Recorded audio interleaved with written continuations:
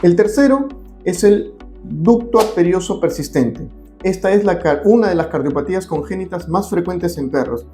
Y esta patología se basa en que hay una comunicación entre la arteria aorta y la arteria pulmonar.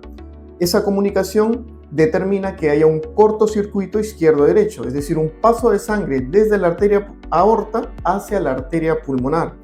En ese momento, el paciente expresa un soplo muy intenso, es un soplo sistodiastólico de muy fácil percepción porque es de muy alta intensidad.